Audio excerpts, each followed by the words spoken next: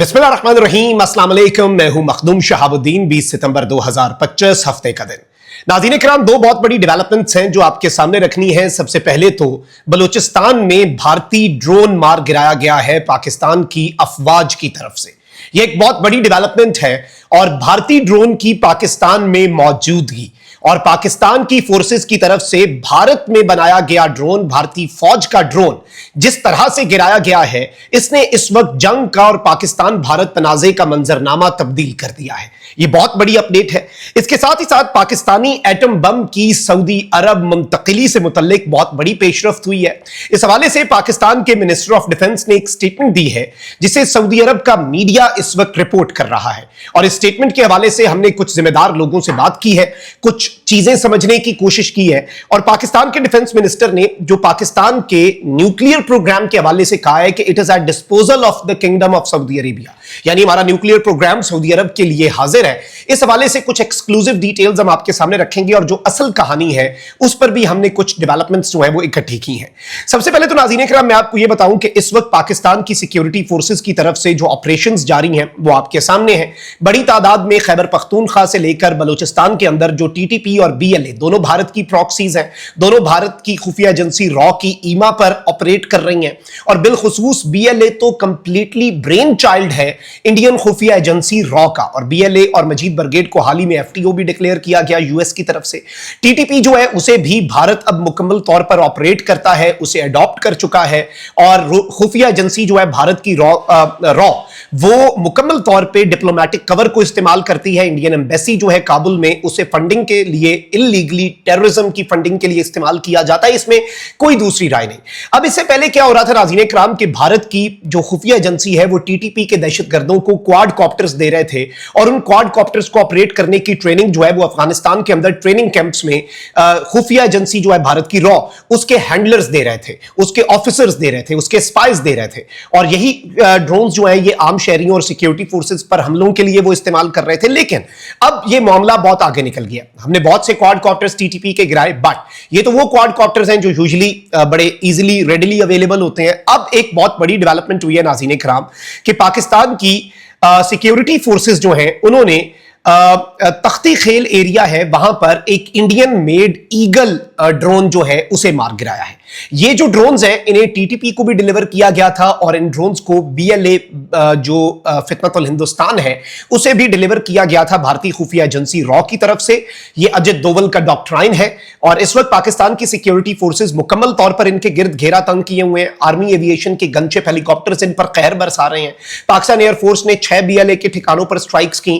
खैबर पख्तूनख्वा के अंदर कुछ टीटीपी के हाइडआउट्स हैं उन्हें स्मोक आउट किया गया। बड़ी तादाद में दहशतगर्द जो हैं they are being dispatch to help security forces और एसएसजी कमांडोज की तरफ से। लेकिन जो सबसे बड़ी चीज है नाज़रीन इकराम वो ये है कि अब जो हमारे पास डेवलपमेंट्स आ रही हैं उनमें बाज़ाब्ता तौर पर जो पारस एरोस्पेस इंडस्ट्रीज हैं उनका ईगल क्वाड कॉप्टर जो है, ये इंडिया की एरोस्पेस इंडस्ट्रीज हैं और इनका बनाया गया ईगल क्वाड कॉप्टर जो है वो फुल फ्लेज तरीके से पाकिस्तान को मिल चुका है। पाकिस्तान की सिक्योरिटी फोर्सेस जो हैं उन्होंने इसे गिराया है and this is something very big. और इसके हवाले से मैं आपके सामने कुछ और चीजें भी रख देता हूं नाज़रीन इकराम। अब नाज़रीन इकराम, ये पारस एरोस्पेस डिफेंस इंडस्ट्री क्या है? Paras defence and space technologies limited ये बेसिकली एक इंडियन कंपनी है और इंडिया के अंदर ये डिफेंस और स्पेस सेक्टर के अंदर काम करती है और इन्होंने अपनी वेबसाइट के ऊपर लिखा हुआ है कि हम वर्ल्ड क्लास प्रोडक्ट्स जो हैं वो प्रोवाइड करते हैं एरोस्पेस के, जिनमें ड्रोन्स हैं और स्पेस के हवाले से भी याद रखिएगा कि ये जो दहशतगर्द हैं ये बाज़ाब्ता तौर पर सैटेलाइट फोन्स का भी इस्तेमाल करते हैं।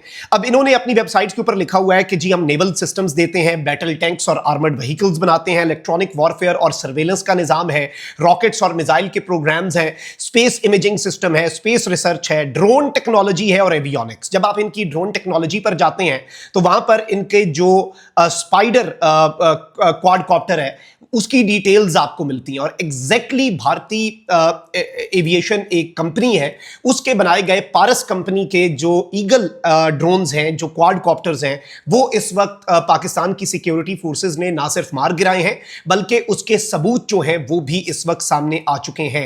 And this is also something जो कि बहुत इंपॉर्टेंट है, जिसे हमें समझना इस वक्त बहुत ज्यादा जरूरी है। और इस चीज को लेकर अब पाकिस्तान को चाहिए कि वो इंटरनेशनली इस चीज को मजीद हाईलाइट करे।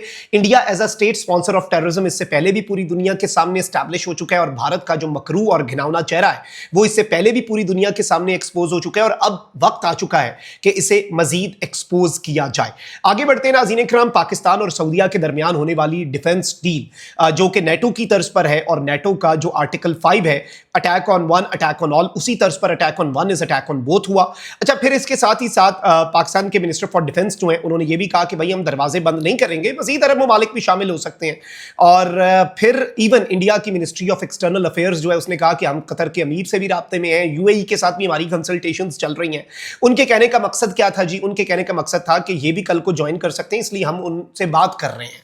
इंडिया वाले कह रहे हैं कि हम उन्हें ऑफर्स कर रहे हैं। लेकिन अब नाज़रीन कराम, अल अखबार अल सऊदिया है, उसने रिपोर्ट किया है कि पाकिस्तान के डिफेंस मिनिस्टर ने कहा है कि our nuclear program is at the disposal of kingdom of Saudi Arabia if necessary pursuant to the new defence agreement between two countries. कि हमारा एटमी प्रोग्राम जो है वो सऊदिया के डिस्पोजल पे है, उनके लिए अवेलेबल है, और ये जो नया एग्रीमेंट हुआ है उसके तहत। लेकिन अब मैं आपको ये बता दूं कि इस वक्त जो असल खबर है वो क्या है, इस चीज को समझना जरूरी है, क्योंकि ये बहुत बहुत बहुत सेंसिटिव मामला है। किसी भी मुल्क का न्यूक्लियर स्टेट होना और एक रिस्पॉन्सिबल न्यूक्लियर स्टेट होना, पाकिस्तान से ज्यादा रिस्पॉन्सिबिलिटी के साथ अपने न्यूक्लियर एसेट्स को कोई नहीं लेकर चलता। IAEA जो है, इंटरनेशनल एटॉमिक एनर्जी एजेंसी, वो भी इस चीज को एक्नॉलेज करती है। तो हम इस तरह की स्टेटमेंट्स जो है ये बिल्कुल पाकिस्तान के स्टेट की पॉलिसी नहीं है। I have talked to a few very important people, और गवर्नमेंट ऑफ पाकिस्तान, मेरे पास जो मौक़िफ़ आया है वो ये है कि गवर्नमेंट ऑफ पाकिस्तान ने किसी एक्सटर्नल रीजन को, किसी खित्ते को या किसी मुल्क को पाकिस्तान के न्यूक्लियर वेपन्स की अम्ब्रेला देने की कोई कंफर्मेशन जो है वो नहीं की। और इस सब के अंदर न्यूक्लियर वेपन्स की जो यूसेज पॉलिसी है पाकिस्तान की, पाकिस्तान उसे एडहेयर करेगा। जो डिफेंस मिनिस्टर के एक प्राइवेट टीवी शो के ऊपर रिमार्क्स हैं, उनके हवाले से यह बताया गया कि इन्हें आउट ऑफ कॉन्टेक्स्ट लिया जा रहा है, और पॉलिटिकल सिग्नलिंग जो है वो किसी भी तरह से de facto nuclear protection guarantee नहीं हो सकती। इस चीज को आप ज़हन में रखिएगा। और पाकिस्तान जो है वो बेसिकली किसी भी रीजन के लिए अपने न्यूक्लियर वेपन्स जो हैं उन्हें उस तरीके से कोई ऐसी अनाउंसमेंट नहीं हुई, इसमें कोई ऐसी कंफर्मेशन का मामला नहीं है। दिस इज कंफर्म्ड, ये हमने मल्टीपल सोर्सेज से कंफर्म किया है। पाकिस्तान का न्यूक्लियर पोस्चर जो है वो बड़ा ही सॉवरन है, इंडिया सेंट्रिक भी है, और बड़ा वेल एस्टैब्लिश्ड भी है, और सिक्योर भी है पाकिस्तान का एटमी प्रोग्राम। और पाकिस्तान जो रिस्पॉन्सिबिलिटी है पाकिस्तान की उसे निभाता भी रहेगा, ये भी हमने कंफर्म किया है मुख्तलिफ जगहों से। और डिफेंस मिनिस्टर की स्टेटमेंट के हवाले से कहा जा रहा है कि it is being taken out of context. अल्लाह निगहबान, पाकिस्तान जिंदाबाद।